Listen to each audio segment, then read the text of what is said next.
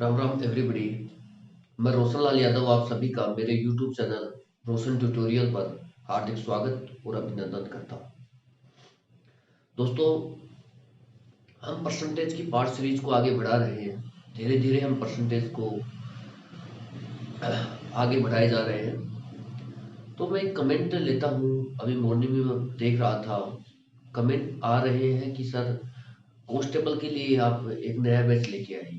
तो भाई मैं कहना चाहता हूँ कि जो मैथमेटिक्स है ना, वो ऐसे लिख के नहीं आता कि मैथमेटिक्स से उनको रिप्लाई देना चाहता हूँ कि जो मैथमेटिक्स है वो ऐसे नहीं आता कि ये तो कांस्टेबल की मैथमेटिक्स है और ये एसएससी सीजीएल की मैथमेटिक्स है, ये बैंक पीओ की मैथमेटिक्स है, ये बैंक क्लर्क की मैथमेटिक्स है, ये सीपीएसआई की मैथमेटिक्स है। ऐसे कभी होता है क्या? तो आप यहाँ पर सिर्फ इस चैनल में मैथमेटिक्स पढ़िए आराम से। वो चाहे फिर वो सीजीएल में आए, चाहे सीपीओ में आए, चाहे सीएचएसएल में आए, चाहे जो भी मर्जी एग्जाम में आए यार। है, मैं सिर्फ आपको एक बेसिक टू एडवांस पढ़ा रहा हूँ। मतलब कि आपको जीरो लेवल से मैं ये मान के चल रहा हूँ कि आपको कुछ नहीं आता और आपको हाईएस्ट पॉइंट तक ले जाने की कोशिश कर रहा हूँ। और फिर आप कह रहे हैं कि सर कांस्टेबल की पढ़ा दीजिए। अरे कांस्टेबल की कोई मैथ नहीं होती है। तो क्या है कि छोटी मोटी दुकान वालों ने और जो कोचिंग इंडस्ट्रीज है, इन्होंने अपने कमाई के लिए कि ये तो कैटेगराइज कर दिया है इन्होंने कि ये मैथमेटिक्स है, ये सीपीयू की है, ये कलरक की है, ये अपना कांस्टेबल की मैथमेटिक्स है। ऐसा कभी होता है क्या? आप खुद ही बुद्धिजीवी इंसान है यार, खुद सोचिए यार। मैथमेटिक्स तो मैथमेटिक्स है, वो चाहे सीपीओ में आए, चाहे सीजीएल में आए, चाहे वो कांस्टेबल में आए। वो थोड़ा सा क्वेश्चनों का लेवल का डिफरेंस होता है, वो गैप भी होता है। तो आप उस चीज को समझिए, आप बेसिक से पढ़िए और बहुत अच्छे लेवल तक जाइए। ठीक है, तो मैं यही कहूंगा। मेरे पास कोई भी स्पेशल बैच नहीं है कांस्टेबल का। तो मैं सिर्फ मैथमेटिक्स पढ़ा रहा हूँ जो सभी कम्पिटिटिव एग्जाम में काम आएगी। चाहे आप कोई भी एग्जाम देते ना, चाहे आप सीजीएल देना, सीपीओ देना, सीएचएसएल देना, बैंक का देना, एनटीपीसी देना, ठीक है, कांस्टेबल का देना, जो मर्जी एग्जाम देना यार, मैथमेटिक्स यही रहेगा। ठीक है, तो मैं उसी हिसाब से पढ़ा रहा हूँ। मैं कोई स्पेशल बैच वैच नहीं ला रहा। ठीक है, तो थैंक यू सो मच। अब हम शुरुआत करते हैं आज के क्वेश्चन से। if the tax is increased, question है, if the tax is increased by 20%, then net income is reduced by 5%. Find the rate of income tax. Hindi में देख लेते हैं। यदि आयकर में 20% की वृद्धि होती है तो शुद्ध आय में 5% की कमी होती है, तो आयकर की दर ज्ञात करें। ठीक है, ये क्वेश्चन है दोस्तों। इससे पहले क्वेश्चन को शुरू करें, मैं आपको कुछ बेसिक बताना चाहता हूँ इसके बारे में कि हम बेसिक क्या है इस क्वेश्चन का।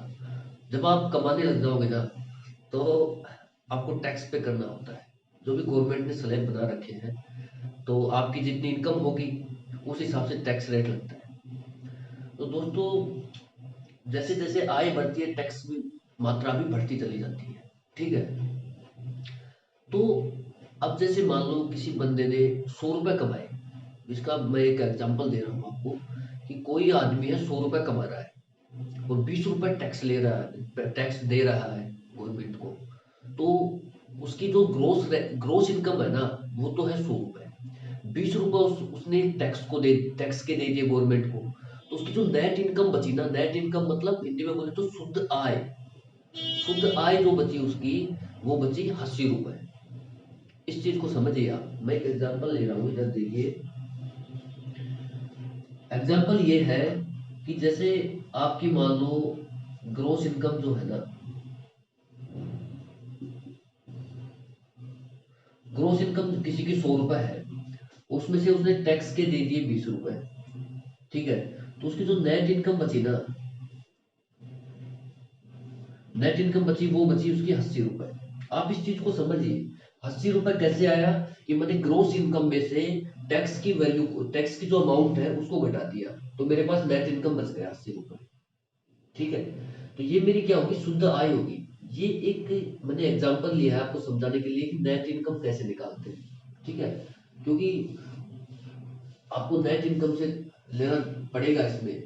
तो नेट इनकम ये होती है कि जो अपनी इनकम हुई, आय हुई, उसमें टैक्स कितना पे कर दिया, वो तो टैक्स तो हमारे खाते से जा चुका है ना।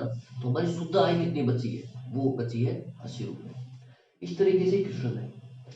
अब आप इस क्वेश्चन को देखिए दोस्तों, क्वेश्चन कह रहा है कि आयकर में 20% की वृद्धि होती है तो शुद्ध आय में 5% की कमी होती है, आयकर की दर ज्ञात करें। बहुत सिंपल सा सवाल है। मैं फिर कह रहा हूं कि अर्थमेटिक सिर्फ सोचने का खेल है। आप सवाल को जितना जल्दी और जितनी इजी लैंग्वेज में पकड़ेंगे उतना ही आपके लिए इजी बनेगा सवाल। मैं बताता हूं कैसे। अगर आप ये सोच रहे हो कि जैसे आयकर इनकम टैक्स बढ़ रहा है, टैक्स में 20% की वृद्धि होगी और उसकी आय में 5% की कमी हो रही, तो आय में 5% की कमी हो रही है ना, वो किसके कारण हो रही है आप ये सोचिए। आय में 5% की जो कमी हो रही है उसका जिम्मेदार कौन है, उसका जिम्मेदार एक टैक्स का रेट है। टैक्स बढ़ गया, हमारा टैक्स की जो रेट है ना वो बढ़ गई, तभी तो आय हमारी घटी है। ठीक है, तो हम ये कह सकते हैं कि जो टैक्स का 20% है ना वो बराबर है किसके, हमारी जो शुद्ध आय है ना नेट इनकम उसके 5% के बराबर है।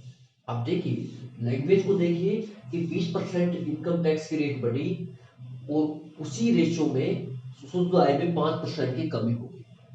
मतलब सीधा सीधा जो जिम्मेदार है हुआ वो टैक्स हुआ, टैक्स की रेट हुई, टैक्स में 20% की वृद्धि बराबर है नेट इनकम में 5% की कमी के। आप इसको लिखिए। ठीक है, ये टैक्स का जो 20% है वो बराबर है, लैंग्वेज के हिसाब से बता रहा हूँ, क्वेश्चन की लैंग्वेज क्या कह रही है, टैक्स का 20% है वो बराबर है नेट इनकम का, नेट इनकम का 5%। ठीक है, ये सवाल ये कह रहा है। ठीक है, तो उसमें कुछ नहीं करना, जैसे टैक्स का 20% का मतलब होता है 1/5 बराबर नेट इनकम हो गई, नेट इनकम का 5% होता है 1/20, 520। तो टैक्स बटे नेट इनकम जो होगी वो आ रहा है मेरा, कितना आ रहा है आप खुद बताइए, 1/4। अब आप ये देखिए कि अगर मेरी नेट इनकम 4 रुपए है तो मैं टैक्स कितना पे कर रहा हूँ, 1 रुपया पे कर रहा हूँ। ठीक है, अगर मेरी नेट इनकम 4 यूनिट है तो मैं टैक्स कितना पे कर रहा हूँ, 1 यूनिट पे कर रहा हूँ। तो बस यही तो तरीका है, मैं नेट इनकम 4 यूनिट है, टैक्स 1 यूनिट पे कर रहा हूँ, तो ग्रोस इनकम मेरी कितनी होगी भाई, आयकर की दर तो ग्रोस इनकम पे लगेगी ना। ग्रोस इनकम, ग्रोस इनकम हो गई, ये मेरी टैक्स की रेट हो गई और ये हो गई मेरी नेट इनकम। इस चीज को समझिए, जब नेट इनकम मेरी अगर 4 यूनिट है तो टैक्स कितना पे कर रहा हूँ, 1 यूनिट। और मैंने पहले भी कहा है कि जो ग्रोस इनकम है उसमें से टैक्स जो हम पे करते हैं वो घटता है और उसके बाद आता है हमारा नेट इनकम। तो आप इस तरीके से समझिए कि नेट इनकम बराबर होती है ग्रोस इनकम माइनस टैक्स, ये होता है नेट इनकम शुद्ध आय। अगर मैं इस टैक्स को इधर ले आता हूं तो मेरी ग्रोस इनकम निकल जाएगी। ग्रोस इनकम क्या हो जाएगी, नेट इनकम प्लस टैक्स, तो मेरा कितना हो गया 4/5 यूनिट। तो इस चीज को समझा होगा शायद आपने कि अगर मैं 4 यूनिट मेरी नेट इनकम है, शुद्ध आय है और मैं 1 यूनिट टैक्स पे कर रहा हूं तो मेरे पास तो शुद्ध जो ग्रोस इनकम हुई वो मेरी कितनी हुई, 5 यूनिट हुई। आप देखिए सवाल में नेट इनकम 4 यूनिट है, 1 यूनिट मैंने टैक्स पे कर दिया तो मेरी ग्रोस इनकम कितनी हो गई, 5 यूनिट हो गई। 5 माइनस 1 4 आ गया। क्यों हम ये ग्रोस इनकम क्यों निकाल रहे हैं, क्योंकि जो आयकर की दर होती है ना वो ग्रोस इनकम पे ही लगता है। दर जो टैक्स रेट होती है वो ग्रोस इनकम पे लगता है टैक्स। ठीक है, तो जैसे अब मैंने टैक्स रेट निकालना है, आयकर की दर निकालनी है, income tax rate of income tax निकालना है, तो टैक्स का रेट निकालना है। तो टैक्स का रेट निकालने के लिए कितना टैक्स पे किया, 1 यूनिट, किस पर पे किया, ग्रोस इनकम पर, तो 100 पर कितना, क्योंकि मुझे परसेंटेज में निकालना है भाई, दर निकाल रही है परसेंटेज में। तो 1/5 का मतलब होता है 20%, मतलब जो आयकर की जो दर है वो 20% है। ठीक है दोस्तों, तो ये सवाल शायद आपको बहुत अच्छे से समझ में आया होगा। जो आयकर की जो दर आई है वो कितनी हो गई 20%। सिर्फ सोचने का खेल था। हम ये सोच रहे कि यार जो इनकम टैक्स जो है, टैक्स का 20% ही किसके बराबर है, नेट इनकम का 5%। क्योंकि टैक्स बढ़ा, नेट इनकम घटी, ये कंसेप्ट क्लियर है। जैसे ही टैक्स की रेट बढ़ेगी, नेट इनकम घटेगी, टैक्स की रेट घटेगी, नेट इनकम बढ़ेगी, ये है फिक्स। तो हम ये सोच रहे हैं कि अगर आई टैक्स की रेट, सीधा सीधा फर्क पड़ रहा है टैक्स रेट का नेट इनकम पर। टैक्स रेट बढ़ी, जितनी टैक्स रेट बढ़ी वो बराबर है किसकी, नेट इनकम में जितनी कटौती हुई उसके बराबर है। क्योंकि और तो कोई नेट इनकम को घटा ही नहीं रहा, टैक्स ही घटा रहा है। तो ये आ गया, ठीक है। इससे भी और इजी लैंग्वेज में करने के लिए आप और भी बहुत अच्छे से कर सकते हैं इसको। ये तो आपको देखो सोचने का तरीका, अगर कुछ भी इतना करे तो नहीं, तो आप सीधा देखिए कि आय में कितने प्रतिशत कमी होगी। सीधा आयकर की दर निकालनी है ना, आयकर की दर, जो आयकर की दर है वो क्या आएगी कि शुद्ध आय में कितने परसेंट की कमी हो रही है, शुद्ध आय में कितनी कमी है, ठीक है। बटे में आएगा आयकर में जितनी वृद्धि हुई है प्लस शुद्ध आय में जितनी कमी हुई है। मतलब आप ये दो जो दो वैल्यू दे रखी है ना, इनको जोड़ दो आप। तो आयकर में वृद्धि प्लस शुद्ध आय में कमी,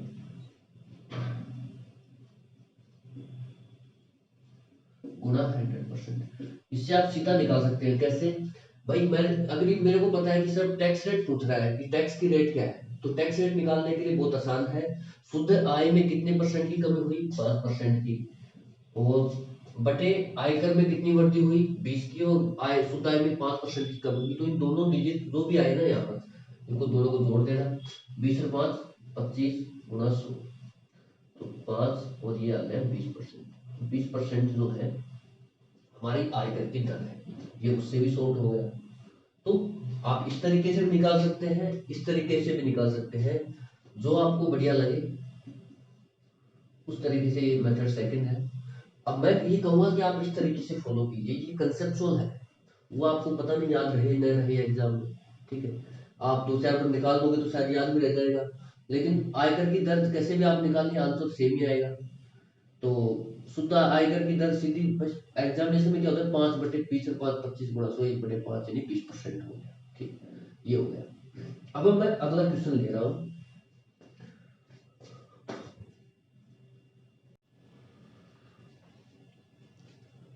ठीक है दोस्तों, अगला क्वेश्चन लेते हैं। सेम क्वेश्चन है, डेटा चेंज किए हैं मैंने, क्वेश्चन सेम है। If the income tax is increased by 27%, then net income is reduced by 3%. Find the rate of income tax. Hindi में देखते हैं, यदि आयकर में 27% की वृद्धि होती है तो शुद्ध आय में 3% की कमी होती है, तो आयकर की दर ज्ञात करें। तो सबसे पहले तो मैं आपको इस वाले इसको इसलिए नहीं मिटाया क्योंकि मैं आपको बताना चाहता हूँ कि आपको कैसे एग्जामिनेशन में हिट करना है इसको। आयकर की दर, रेट ऑफ इनकम टैक्स सीधा निकल जाएगा। आप देखिए रेट ऑफ इनकम टैक्स निकालना है, आप ये देखिए कि शुद्ध आय में कितने परसेंट की कमी हुई, 3% की। आयकर की दर और शुद्ध आय में जो कमी हुई है उन दोनों का योग 27 और 3 कितना हो गया, 30 गुणा 100, ये आ गया मेरा 1/10, तो 10% सवाल का आंसर हो गया, ठीक है।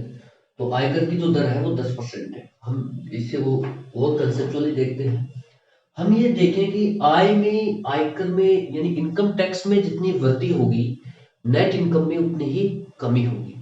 मतलब सीधा सीधा फर्क ये पड़ा कि इनकम टैक्स में जितनी वृद्धि हो रही है वो बराबर आएगा किसके, नेट इनकम में जितनी कमी हो गई, ठीक है। क्यों, क्योंकि जो हमारी ग्रोस इनकम में माइनस टैक्स निकलता है वही तो नेट इनकम आता है। अब आप देखिए कि जो इनकम टैक्स है, इनकम टैक्स का जो 27% है, जितनी इनकम टैक्स में वृद्धि होगी वो बराबर होगा नेट इनकम का 3% के, तो काट लेंगे 3×27, तो ठीक है। तो जो नेट इनकम, इनकम टैक्स की जो आएगी ना, टैक्स बटे नेट इनकम, ये आ जाएगा मेरा 1/2। तो आप यहाँ देखिए कि ये मेरी नेट इनकम है, ये टैक्स की रेट है, और ये क्या है, ये मेरी इनकम है, ग्रोस, ग्रोस इनकम बोलते हैं इसको। अगर मेरा टैक्स 1 रुपया पे, अगर मेरी नेट इनकम 9 रुपए है, 9 यूनिट है मान लो, तो मैं 9, टैक्स कितना है, 1 यूनिट है, तो मेरी ग्रोस इनकम कितनी हुई, 9 और 1 10, 10 यूनिट हो गई। अब मैं सिर्फ, मेरे को रेट निकालनी है टैक्स की, तो टैक्स की रेट निकालने के लिए ये देखना होगा, टैक्स की रेट निकालने के लिए, टैक्स रेट निकालने के लिए ये देखना है कि हमने टैक्स कितना पे किया, 1 यूनिट, किस पर पे किया, ग्रोस इनकम पर। कभी भी नेट इनकम पे टैक्स नहीं जाएगा, नेट इनकम पे टैक्स नहीं जाएगा, ग्रोस इनकम पे टैक्स होगा हमेशा, ठीक है। नेट इनकम तो बाद में बचती है, टैक्स देकर के जो आई बची ना, वो होती है नेट इनकम। तो टैक्स रेट हो गई, जितना टैक्स दिया, एक कितना टैक्स दिया मैंने, 1 यूनिट, किस पर दिया, ग्रोस इनकम पर दिया, तो 10 यूनिट पर दिया, तो 100 पे कितना, तो 1/10 का मतलब क्या होता है, 10%। दोनों ही केसेस में आंसर सेम आ रहा है। आप चाहे जिस मेथड को फॉलो करें, बस टैक्स की रेट निकालें, बहुत इजी है, ठीक है। कंसेप्ट यही याद रखिएगा इसमें कि हमारी ग्रोस इनकम होती है, जैसे कुछ भी होगी, 100 रुपए है, उसमें मैंने 20 रुपए टैक्स की दी, तो मेरी नेट इनकम कितनी बच गई, बोलिए, 80 रुपए बच गई, बस इतना ही तो कंसेप्ट है। और कोई 10 लाख कमा रहा है, उसमें 1 लाख रुपए टैक्स दे रहा है, तो 9 लाख रुपए उसकी नेट इनकम बच गई। कोई 5 लाख रुपए कमा रहा है साल में, 50,000 रुपए टैक्स दे रहा है, तो 4.5 लाख रुपए उसकी नेट इनकम बच गई। इस तरीके से ही कंसेप्ट है, कोई ज्यादा हार्ड है नहीं। ये मैंने एक सवाल ले लिया डेटा बदल के।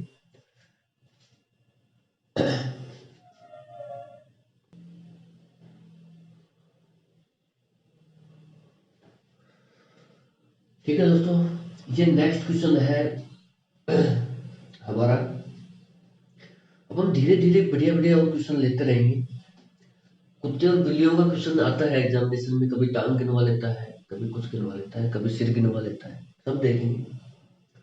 एक क्वेश्चन लेते हैं, ये क्वेश्चन है, there are two types of animals in a room, some are cats and some are dogs, each cat takes 5 biscuits and each dog takes 7 biscuits.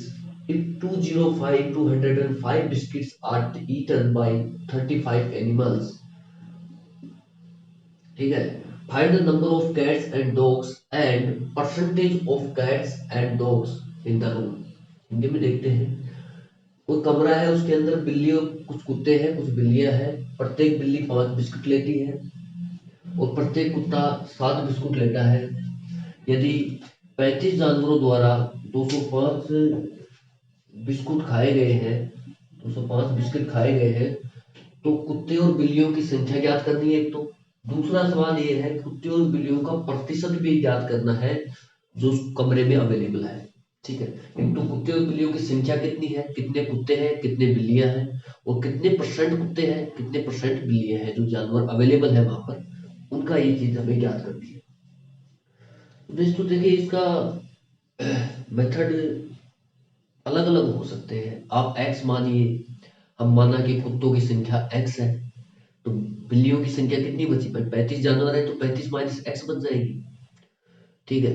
फिर आप वो खा रहे हैं उनको, उनके साथ उनको गुणा कीजिए, फिर एक इक्वेशन सेट कीजिए, वो बराबर आएगी किसके, 205 के, क्योंकि सारे मिलकर 205 बिस्कुट ही खा रहे हैं, तो वहां से कुत्ते और बिल्लियों की संख्या आएगी, ठीक है। और फिर मैं दोनों मेथड ही बताता हूँ आपको, और फिर उनका परसेंटेज आ जाएगा, ठीक है।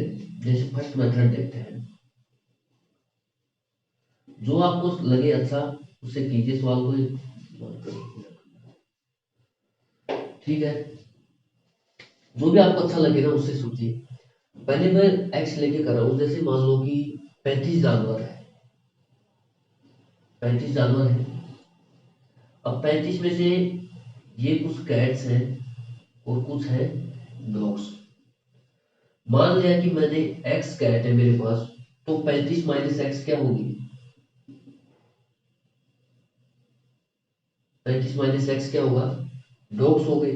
तो मैं एक इक्वेशन सेट करूंगा, क्योंकि खाते कितने हैं, जो बिल्ली है वो 5 बिस्किट खाती है, कैट्स है वो 5 बिस्किट खाता है, और जो डॉग है वो 7 बिस्किट खाता है।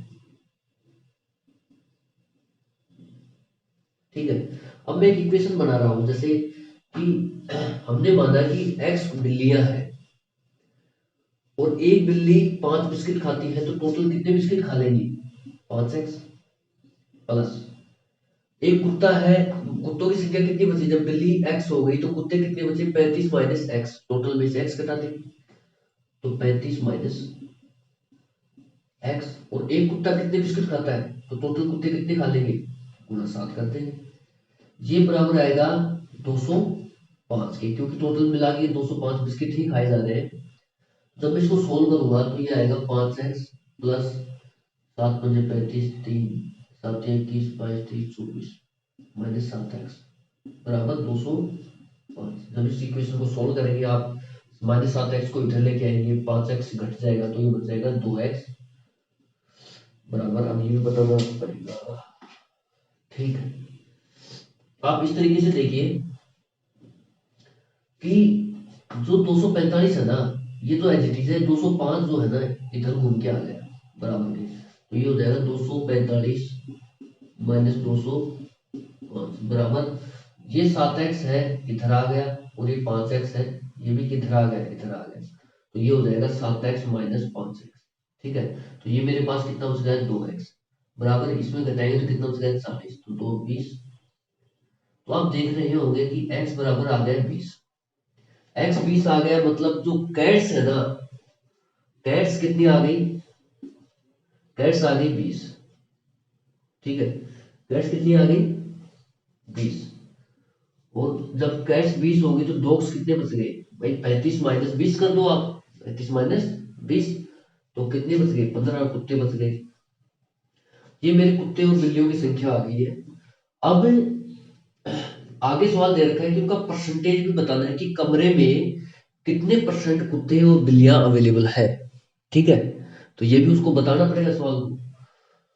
तो परसेंटेज में कुछ ज्यादा झंझट है नहीं, परसेंटेज क्या होता है, जितने जैसे कैट्स का परसेंटेज निकालना है मेरे को, इसका परसेंटेज निकालना है, तो कितने है बिल्लियां कितनी है, 20, कितने पर है, 35 पर, तो 100 पे कितना। ऐसे ही कुत्ते कितने हैं, परसेंटेज निकालना है ना, कितने परसेंट कुत्ते हैं, तो 15 कुत्ते हैं किस पर है, 35 पर, टोटल कुत्ते बटे टोटल गुणा 100। ठीक है, तो ये परसेंटेज में आ जाएगा, तो बहुत इजी है, आप निकाल लीजिएगा। ठीक है, कुछ नहीं, 5 3 15 5 7 35, अब 1/7 आपको पता होगा, आप कर लेंगे, और 520 5 7 35, तो ये कुल मिला के जैसे 1/7 होता है, चलो मैं बता देता हूँ आपको, 1/7 क्या होता है, 14 सही 2/7%।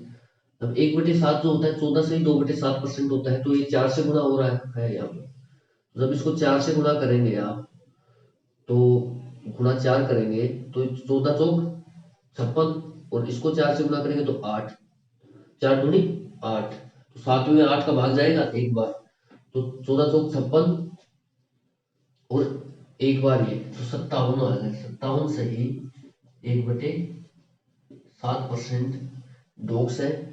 और कैट्स की बात करें तो 3 बार करेंगे, तो 3 दूनी 6, 14 कम 14, 14 दूनी 28, 14 दिए 42, तो ये आ जाएगा 42 सही 6/7। इसको 3 से गुणा करेंगे ना आप, इसको जैसे 4 से गुणा करेंगे ऐसे 3 से गुणा करेंगे यहाँ पर। ठीक है, इसको भी 3 से गुणा कर लेंगे, तो ये परसेंट आ गया 42 सही 6/7%। यहाँ पर क्या है, हमारे आ गए डॉग्स। तो ये सवाल है, जैसे मैंने एक सा बेसिक सा मेथड है कि हमने एक्स माना कि एक्स कुत्ते हैं, 35 माइनस एक्स बिल्लियां हो गई हैं।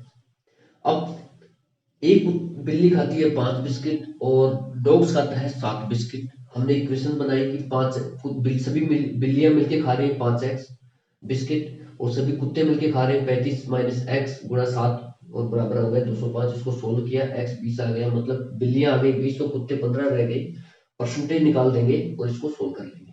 ये हो गया आपका, ये तो एक मेथड है।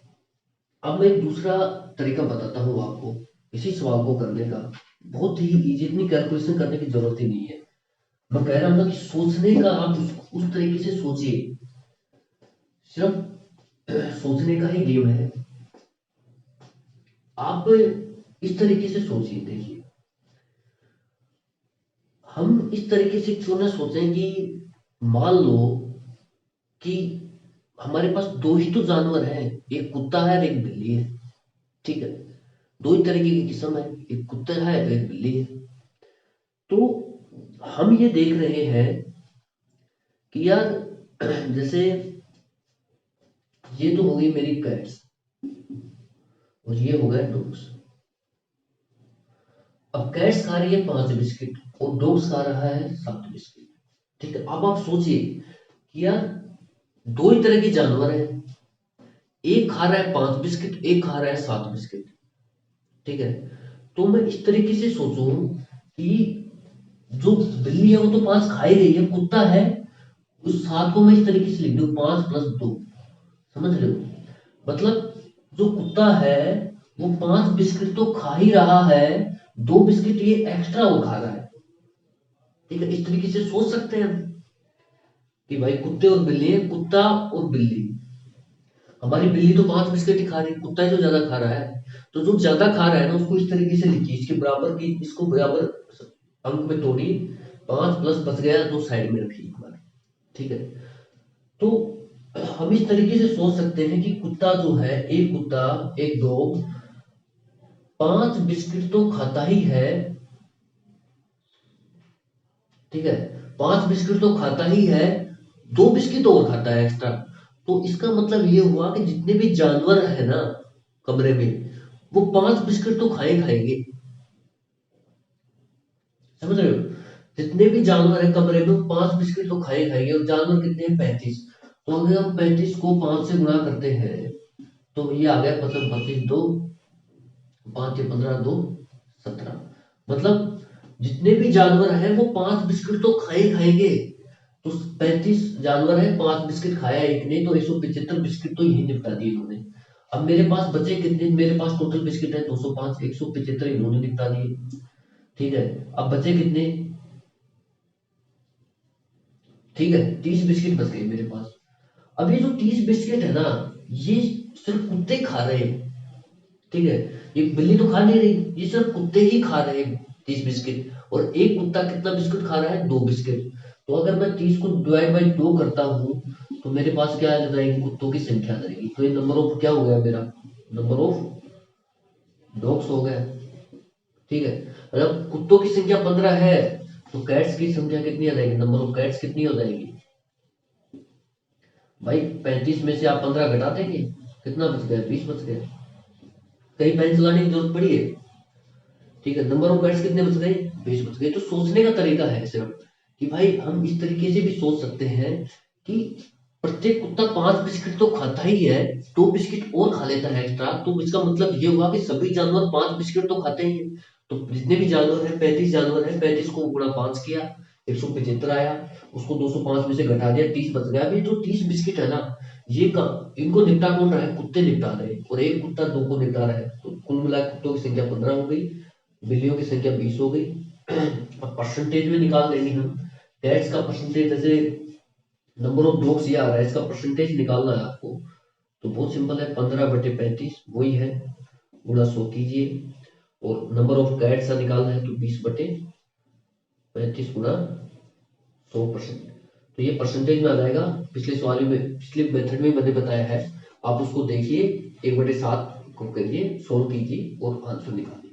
ठीक है, तो इस तरीके से हम नंबर ऑफ कैट्स और डॉग निकाल सकते हैं, उनका परसेंटेज भी निकाल सकते हैं कि कितने परसेंट कुत्ते और बिल्ली अवेलेबल है। तो इस तरीके से एक बेहतरीन सवाल हुआ है।